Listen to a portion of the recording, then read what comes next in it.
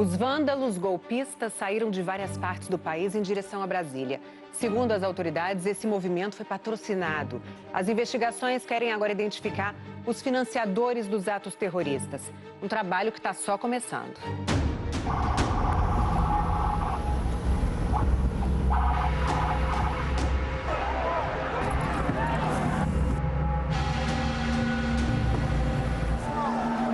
A polícia não conseguiu conter o povo. Não conseguiu conter o povo. Quebraram as janelas. Bem-vindos, é isso aí. Quem trouxe os manifestantes golpistas a Brasília? Recebemos um chamamento nacional. Só vai avançar quem tem sangue nos olhos. Quem fez o chamado prometeu ônibus novos, super bons, sem custo. O passageiro só vai pagar o que consumir na estrada. Aqui, para quem tem disponibilidade para viajar, tudo pago. Tem que ficar acampado. E se tiver mais pessoas, conseguiremos mais ônibus. Neste outro convite, um apelo. Está sobrando ônibus e faltando patriota. Bora divulgar. Senhoras e senhores, estamos indo em direção ao nosso objetivo. Aqui de Santos saem em torno de 50 ônibus. O senhor empresário, que não pode ir, mas tem condições de financiar um ônibus, agora vamos para a frente de combate. Meu nome é Walter Parreira, sou representante comercial, sou formado em História e Publicidade, sou fundador de um grupo de patriotas aqui da Baixada, estive à frente das grandes mobilizações. Walter Parreira está na mira da Polícia Federal como um dos possíveis financiadores dos ataques terroristas da semana passada. O nome dele aparece como contratante de um ônibus que saiu de São Vicente, litoral paulista, rumo ao centro da capital federal dia 7 de janeiro. Walter Parreira não atendeu nossos telefonemas e mensagens. A Polícia Federal, com o apoio de outros órgãos, é que vai comandar as investigações e traçar toda a cadeia de criminosos dessa tentativa de golpe, como os executores, que são aqueles que participaram das cenas violentas que nós vimos aqui. Muitos já foram presos em flagrante. Também vimos os incitadores, que promoveram a tentativa de golpe pelas redes sociais, e os que organizaram e financiaram as viagens dessas pessoas. Por último, os mentores da ação. O Fantástico teve acesso com exclusividade a um dos principais alvos da apuração da Polícia Federal. Ele é Otto Guilherme Vieira, que aparece nesse vídeo convocando manifestantes. Estamos solicitando aí pessoal que tem intenção de sair hoje para Brasília. Pode sair mais um ônibus hoje ou até dois, dependendo do contingente. Então, por favor, preciso do nome completo, CPF e telefone. A pessoa que tem interesse vai sair mais dois aqui do Blumenau, tá? Então, rapidinho, urgência. Otto Vieira é bastante ativo nas redes sociais, mas fechou alguns perfis nos últimos dias. Otto Vieira é CAC, tem pelo menos 39 armas relacionadas ao nome dele.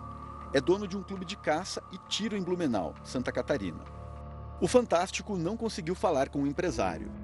A caçada aos financiadores em todo o país ainda está no início. O ponto de partida foi seguir os rastros dos pequenos patrocinadores. Por isso, está sendo feito um mapeamento de todos os ônibus que vieram a Brasília. Placa, origem e destino. Então, a gente tem todo um trajeto, a gente consegue mapear a quem pertence os ônibus, se há uma empresa, se um particular. A inteligência da polícia consegue produzir relatórios que vão auxiliar a Polícia Judiciária. Ela é quem faz todo o encaminhamento do inquérito. O Fantástico entrou no pátio da Polícia Rodoviária Federal, onde boa parte dos veículos está apreendida. Isso aqui está cheio de coisas ainda, né? Roupas, travesseiros, malas, bolsas das pessoas que viajaram. Sinais de que as pessoas deixaram suas coisas aqui dentro dos ônibus quando foram detidas. Esses dois ônibus são da mesma empresa no Paraná. E os motoristas estão aqui.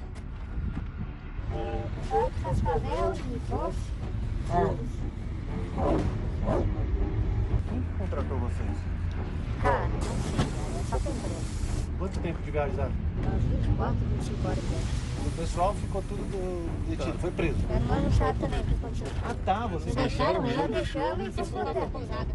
A pousada fica nesta rua residencial, em um bairro atrás da esplanada dos ministérios. Cada um pagou o seu. Eu não cuido dessa área. A Advocacia Geral da União pediu que a Justiça fizesse um bloqueio de bens dos primeiros possíveis financiadores do ato, para garantir um ressarcimento de mais de 6 milhões de reais, valor inicialmente estimado com os prejuízos após os ataques. A Justiça determinou então que esse bloqueio de bens acontecesse com contratantes de ônibus. A lista da AGU tem cerca de 60 pessoas em 10 estados brasileiros, a maioria de São Paulo. Pessoal, dia 8 de janeiro de 2023. É gente chegando de todo lado, lá no fundo. Vamos mostrar para esses vagabundos o que é um pé na porta agora. Segura eu! Não é a primeira vez que João Carlos Baldan sai de São José do Rio Preto rumo às manifestações antidemocráticas em Brasília. Também já ficou em frente ao quartel do Exército, como ele mesmo mostra nas redes sociais.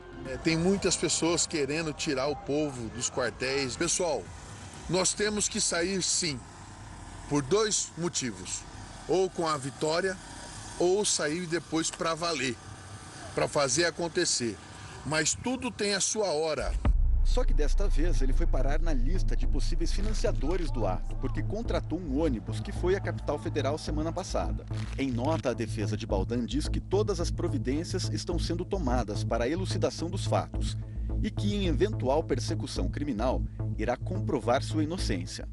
O nome do empresário Marcelo Panho, do ramo de telecomunicações no Paraná, também está na lista de bloqueio de bens da AGU.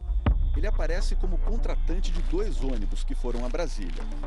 Tentamos localizá-lo em 2 unidades da empresa no Paraná. Também deixamos contato, mas não tivemos retorno. Sou Paulo Chagas, advogado e presidente do Direita Paraná Cornélio Procópio. Sou Adriano Lima, faço parte do Direita Paraná Cornélio. Estou aqui com o meu amigo Eduardo Bolsonaro. Um abraço, fiquem com Deus. Tamo junto. Até mais. A Associação Direita Paraná diz defender o conservadorismo de costumes e o liberalismo da economia. Também foi para a lista da AGU de possíveis financiadores. Nós fomos a alguns endereços e não conseguimos falar com os responsáveis. Então tá bom, obrigada. O Fantástico apurou que a lista de contratantes de ônibus feita pela AGU é também usada na investigação criminal. A polícia quer identificar também quem bancou a alimentação dessas pessoas. Nas redes sociais, circulam vídeos de comida em acampamentos país afora. Tudo de graça. Neste de novembro do ano passado, quem convida para o acampamento do QG em Brasília é Gilberto Quadros. Você não paga nada, você tem janta, tem água, você tem comida o dia todo aqui. Vem você também fazer parte que nossa vitória está chegando. Gilberto é empresário da construção civil em Teixeira de Freitas, na Bahia.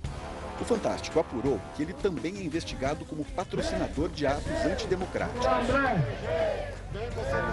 Por telefone, Gilberto negou que tenha colaborado com dinheiro para os atos do último domingo ou para o acampamento do QG. Disse que, na ocasião do vídeo, ele tinha revisão de carro e médico em Brasília.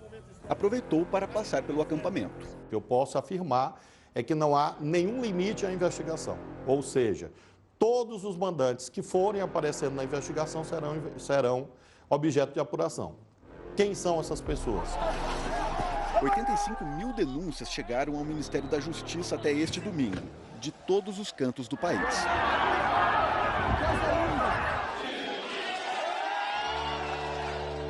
A dimensão operacional está ainda em processo de revelação. Nas próximas semanas nós teremos novidades mostrando que havia um nexo entre os executores e pessoas no Brasil ou fora dele que orientaram a perpetração desses crimes. A Justiça do Distrito Federal aceitou hoje a denúncia do Ministério Público contra 3 bolsonaristas radicais que tentaram explodir uma bomba perto do aeroporto de Brasília na véspera do Natal. O Fantástico teve acesso exclusivo à investigação da Polícia Civil do Distrito Federal, que apura o passo a passo do plano terrorista e revela em primeira mão a identidade do terceiro envolvido no caso. Até onde chegaram os bolsonaristas mais radicais na tentativa de criar condições para um golpe de Estado? Quem colocou aquele artefato ali, sabidamente, estava preparado para matar pessoas. Era a madrugada de 24 de dezembro, véspera de Natal. Foi nesse ponto, a menos de 2 quilômetros do aeroporto de Brasília, que um caminhoneiro encontrou uma bomba em seu veículo, carregado com mais de 60 mil litros de querosene. Mas o plano terrorista nasceu dias antes, no acampamento em frente ao quartel-general do Exército, com a participação de pelo menos 3 golpistas. O primeiro homem identificado foi George Washington de Oliveira de Souza, que foi denunciado anonimamente e está preso desde o dia 24. Ele confessou ter montado a bomba. Através de análise do celular, a gente viu que ele buscava aprender um pouco sobre a fabricação de explosivos. A polícia também já havia revelado a identidade de Alan Diego dos Santos Rodrigues, citado por George em seu depoimento. Foram encontradas ligações telefônicas entre os dois e também digitais de Alan no carro de George. Por mais que as pessoas acreditem que existe o crime perfeito, dificilmente ele vai acontecer. Eles se conheciam, eles tinham certa parceria no planejamento desses atos de vandalismo e atentados. Agora o Fantástico confirmou a participação de outro cúmplice, Wellington Macedo de Souza. Bolsonarista radical, com forte presença nas redes sociais, Wellington teve a prisão decretada por Alexandre de Moraes, por incentivar atos antidemocráticos no 7 de setembro de 2021. Desde então, cumpria prisão domiciliar e usava a tornozeleira eletrônica. Mesmo assim, frequentava o acampamento bolsonarista. Será possível que alguém monitorado, tenha colocado essa bomba, mas ficou comprovado claramente que ele participou disso. Algumas pessoas ali se achavam inatingíveis, meio que protegidas naquele acampamento. Então, talvez por isso ele tenha tido essa audácia de colocar a bomba. Segundo a investigação, Alan recebeu a bomba de George no QG do Exército. E então, teve a ajuda de Wellington, que dirigiu até o local do atentado. Eles passaram a estudar o campo, estudar o ambiente do estacionamento do aeroporto, encontraram esse caminhão parado e acredito que definiram colocar a bomba naquele local. O objetivo era causar terror, causar o caos. Foi o monitoramento da tornozeleira eletrônica de Wellington que permitiu à polícia refazer os passos dos dois naquela noite.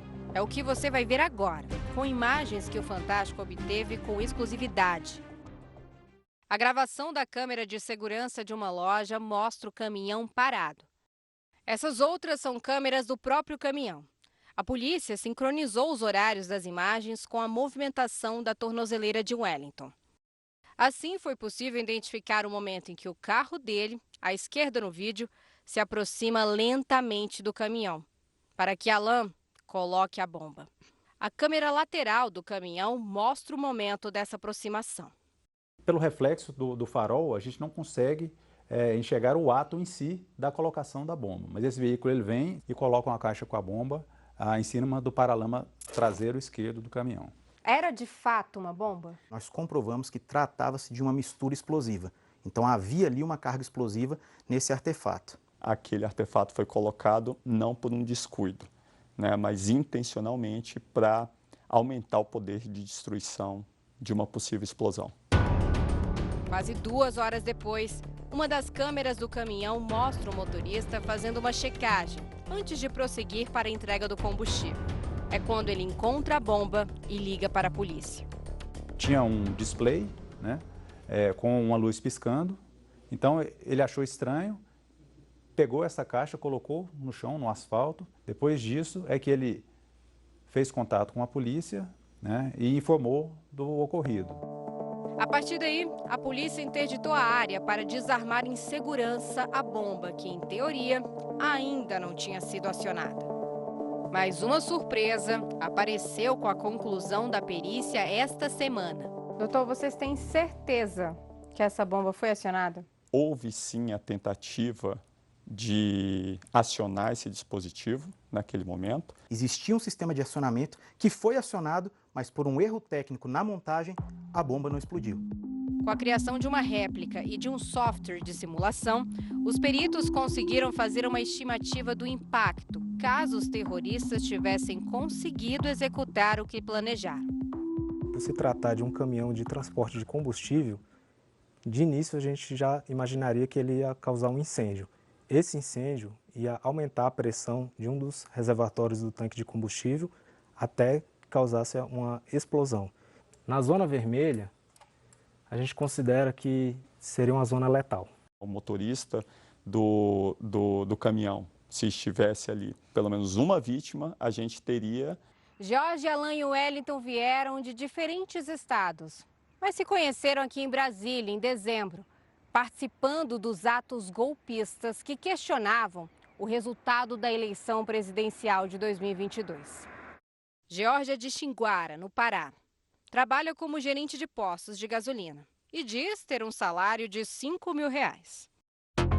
A polícia encontrou no apartamento em que ele estava em Brasília e em seu carro mais de 10 armas, milhares de munições de diversos calibres, além de bananas de dinamite, que poderiam ser usadas em mais 5 bombas.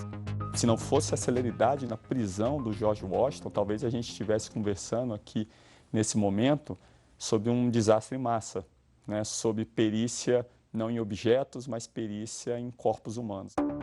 Alan de Comodoro, Mato Grosso. A mãe lamentou a ida dele a Brasília. Estava desempregado, por isso que foi para lá, não sei com quem que ele foi. Wellington é de Sobral, no Ceará, e coleciona processos por vídeos atacando políticos locais e professores da rede de ensino da cidade. Só esse advogado já o representou em mais de 60 casos. Atualmente eu não tenho contato direto com o Wellington Macedo, desde que ele foi residir no Distrito Federal. Alan e Wellington tiveram suas prisões decretadas, mas estão foragidos. Antes do episódio da bomba no caminhão, os dois já eram investigados por participação em outro ataque golpista. Segundo a Polícia Civil, eles aparecem nessas imagens do dia 12 de dezembro. Entre as dezenas de vândalos bolsonaristas que tentaram invadir a sede da Polícia Federal e depredaram ônibus, carros e a delegacia da área central de Brasília. Brasília está em chamas. São quase uma dezena de automóveis pegando fogo. Nós conseguimos comprovar que no dia 12 de dezembro eles também praticaram atos de depredação, né? A prisão deles também foi decretada nesse inquérito. Então eles têm 2 mandados de prisão em aberto contra cada um deles. Aqui é possível enxergar até a tornozeleira de Wellington. Depois da tentativa de atentado na véspera do Natal, ele arrancou o equipamento e fugiu. Outro plano terrorista colocou a Polícia Civil em alerta na primeira semana de janeiro, depois da posse do presidente Lula e antes das invasões ao Palácio do Planalto, Congresso e STF.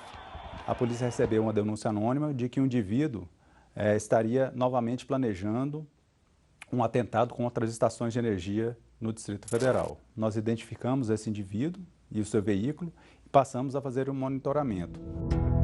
O suspeito era esse homem, Armando Valentim Cetim Lopes de Andrade. Ele foi monitorado e acabou preso depois de participar das invasões do último domingo. Em depoimento, reconheceu Alan como organizador de reuniões das quais participou no acampamento golpista. E afirmou: Alan Diego era uma das pessoas que dizia que deveriam fazer barulho, chamar atenção, no sentido de atos mais extremos, como produzir incêndios. Armando Valentim responde a inquérito. No depoimento, negou ter planejado atentados com bombas. George Washington de Souza admitiu ter montado a bomba encontrada no caminhão, mas disse que não concordou com o plano de Alan de explodi-la no estacionamento do aeroporto. Alan Diego dos Santos Rodrigues e Wellington Macedo de Souza seguem sendo procurados pela polícia. A denúncia do Ministério Público contra os 3 foi aceita pela Justiça. E agora, eles são réus no caso da bomba.